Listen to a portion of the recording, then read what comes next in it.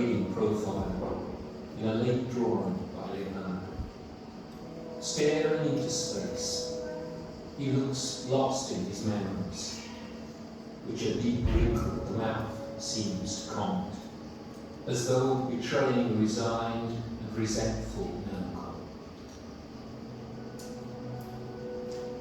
At the time of the drawing, perhaps in 1513 or 1518, Vinci is probably far away in time and space. Leonardo has not returned there since the early 1500s, when he definitively burnt every bridge that still tied him to a pale likeness of family relations, perhaps realizing that he no longer had a family.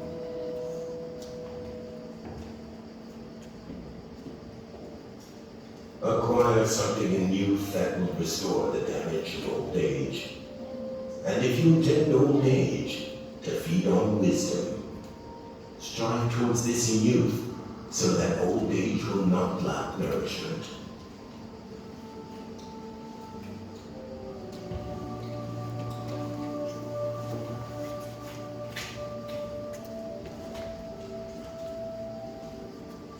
So, I wrote a few years ago, learning, wisdom, and old age. Was this perhaps the goal towards which I had aimed with all my might? The very sense of my life? I had always felt horror for the passing of time, the waning of youth and of beauty, even my own. As a youth, when I stumbled across the lament of Ellen of Troy, I was captivated. Then again and again, I attempted to improve the translation that Sarah Rigo Senite had done in our native tongue.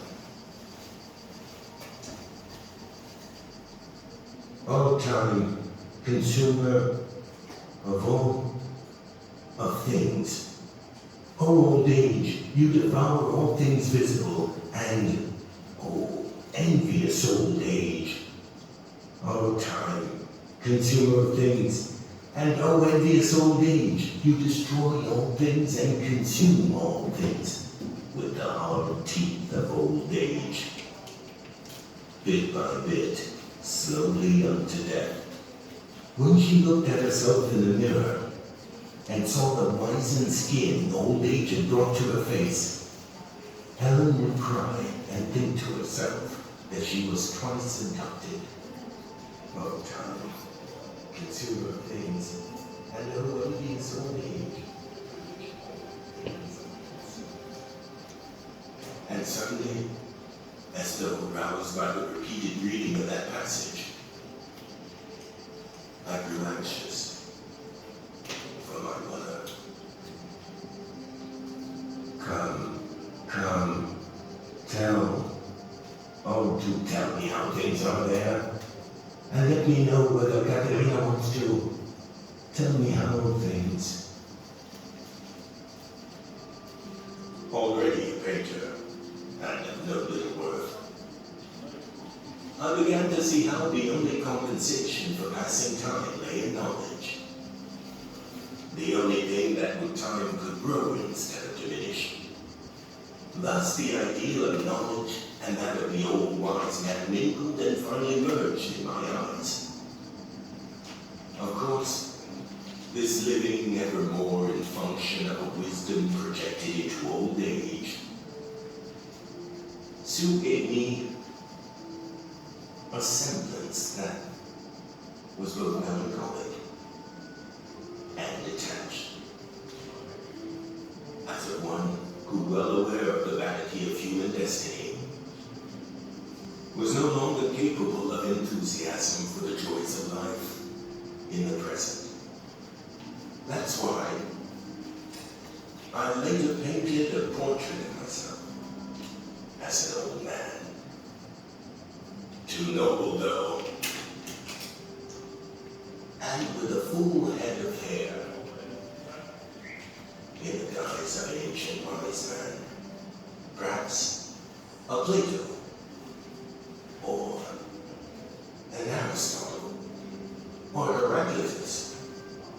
even Hermes Trismegistus. I always didn't want to learn without the humanist education. Illegitimate child. After my childhood in Vinci and the vocational school, I was soon assigned in Florence to the workshop of Andrea del Verrocchio, where I met Sandro Botticelli and other young artists. It was there that, working with my master, I became it.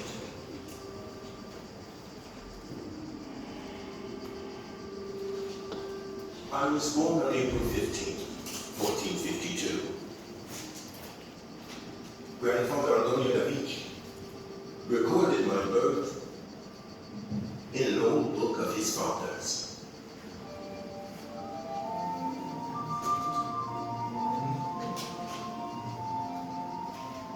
Son was born to me of Ser Piero, my son, at the 3rd hour of the night, Saturday, the 15th of April. He was given the name of Leonardo. His baptism, officiated by the priest Piero di Bartolomeo da Vinci, was attended by Papino di Nani Banti, Romeo di Tonino, Piero di Malvolto, Nanni di Venezia.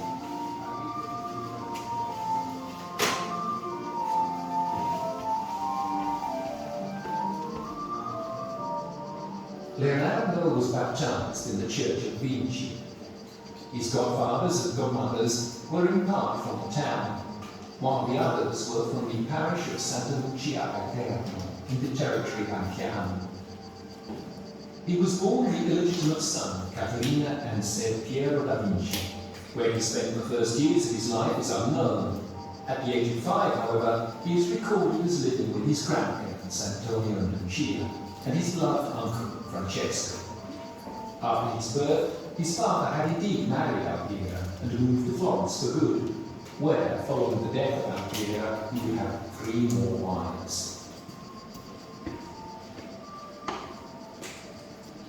His mother, Caterina, instead, married Antonio Butti, the kiln worker known as a Catabriga for his quarrelsome character, and went to live with him at Campo Zecco in San Pantaleo di Vinci, where she would bear him 5 more children. He was able to see her often, for as long as he remained in Vinci, and even later, when, as of the mid-1460s, he lived in Florence, Leonardo loved to return to visit her, perhaps on the occasion of village festivities in the country, such as the one held every year in summer at the Oratory of the Madonna delle Neve at Monte Vetolini, at the foot of Monte Albano, near the Marsh of Fucecchio. Caterina and her husband would go there frequently. In September 1470, during the feast of the Madonna di Massarella, a Catabriga with several friends from Vinci was involved in a row.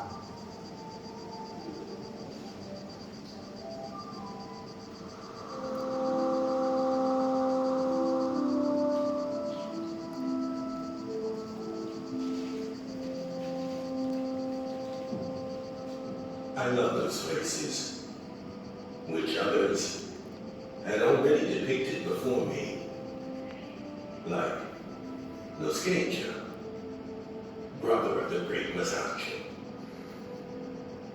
As a boy, from the courtyard of the house at Anciano, on days when the horizon was clear,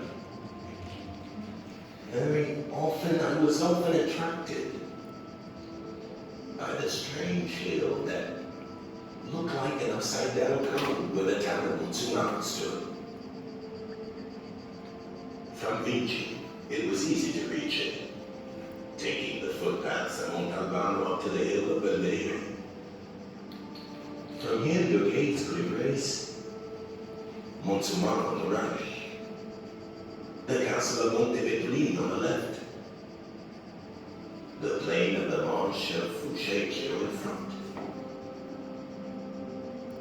Here, I drew my first landscape on the day of Santa Maria della Neve, on August 5th, 1473.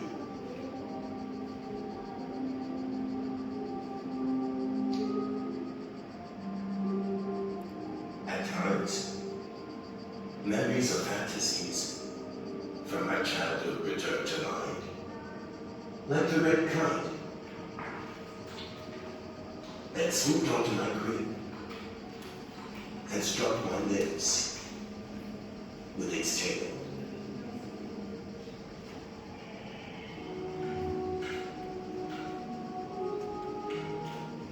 But most of all from my boyhood,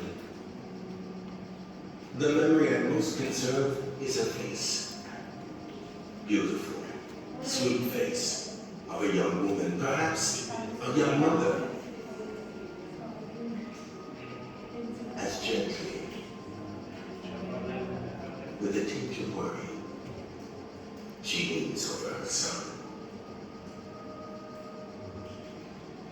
This face has grown ever more human and earthly, and emerged many times from my brush.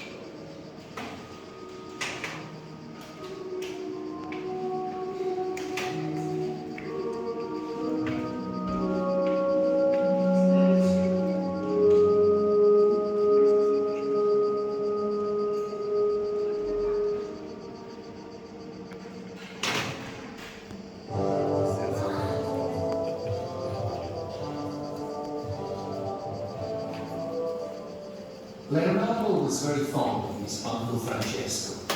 It was he who, in the spring of 1478, procured a license to exploit a mill located near the castle of Vinci in the parish of Santa Croce. The contract was signed in the hall of the Podestà in the fortress of the Gloomy Counts, in the presence of Leonardo, there also on behalf of his father, and it was again Francesco who insisted on providing that also his nephew, though illegitimate, would inherit. A few years later, in 1482, his father, Ser Piero, purchased the farm with a house fit for a worker as well as for a gentleman in Anchiano. At his death, the property in Anchiano, including the house, went to his last wife, Lucrezia Cortigiani, and after her, to her children, one of whom lived there.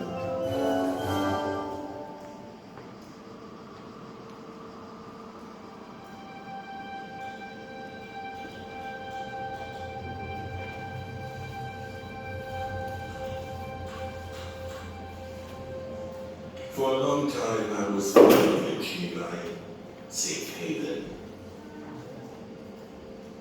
Even after many years away. In 1499, when I left Milan, where I had remained for almost 20 years at the court of Ludovico the Moor, I sent some of my valued possessions to Vinci for safety.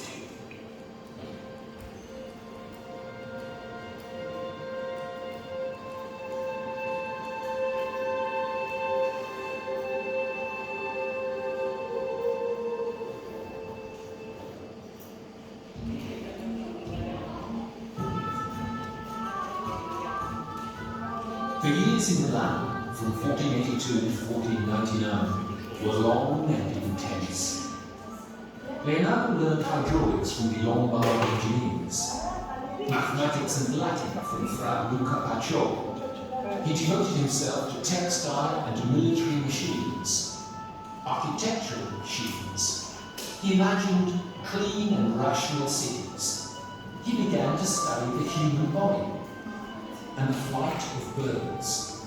And he painted again, and quite a bit, paintings on wood of Our Lady, portraits such as the one he painted of Cecilia Gallerani, the Duke's lover, and the great fresco of the Last Supper in the convent of Santa Maria delle Grazie.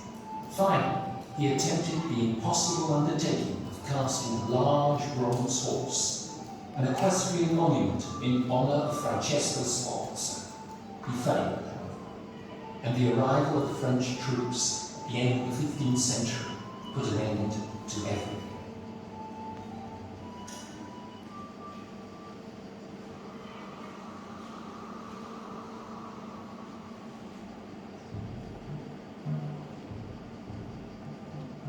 A few years later, I was again living in Florence, where I set to work on a depiction of Mary and St. Anne, and the portrait of Mona Lisa del Giocondo. It was then that I was commissioned by Palazzo Vecchio to paint the celebrative fresco of the Battle of Anghiari, while Michelangelo was commissioned to paint the Battle of Cascina.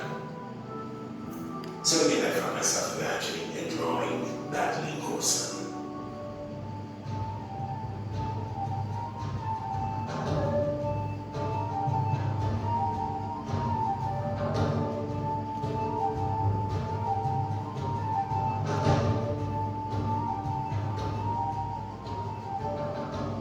I've become keen on fighting horsemen ever since when still young.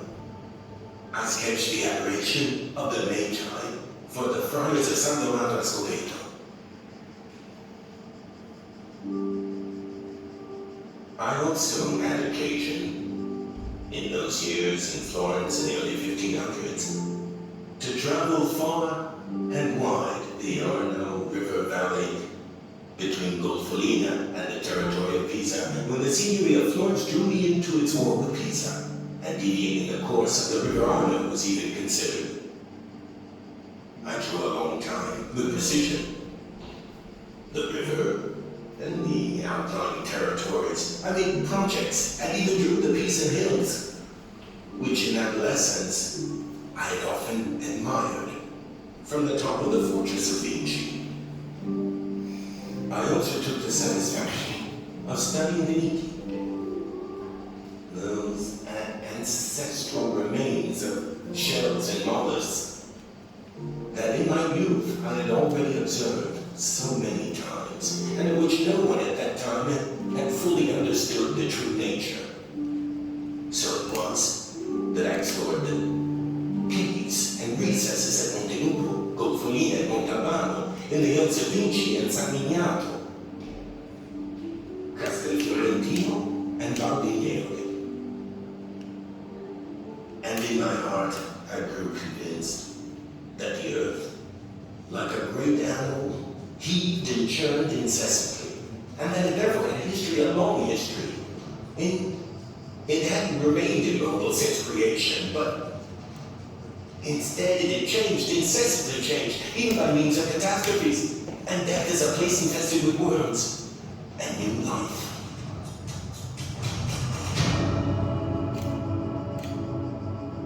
On July 9th, 1504, my father died, leaving 10 sons and 2 daughters. My mother, Caterina, had already died. Nothing of my father's rich inheritance had been left to me. In 1507, Uncle Francesco also died. But he had left me a portion of his landed possessions, and my brothers. They attempted to claim these as well. King of France Louis XII had to intervene with the authorities of Florence,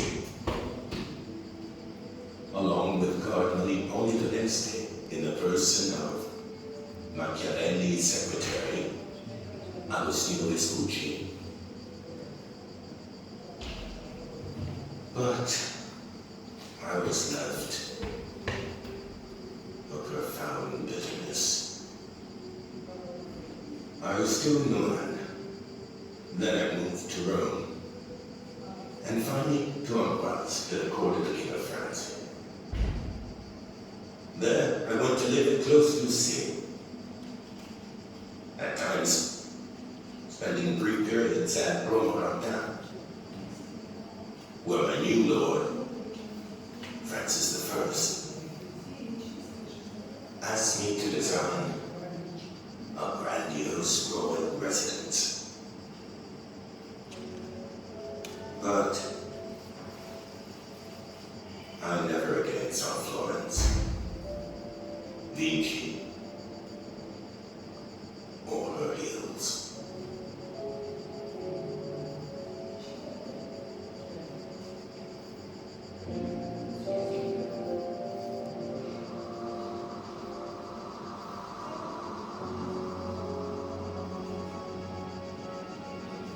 Leonardo da Vinci died at Amboise on May 2nd, 1519.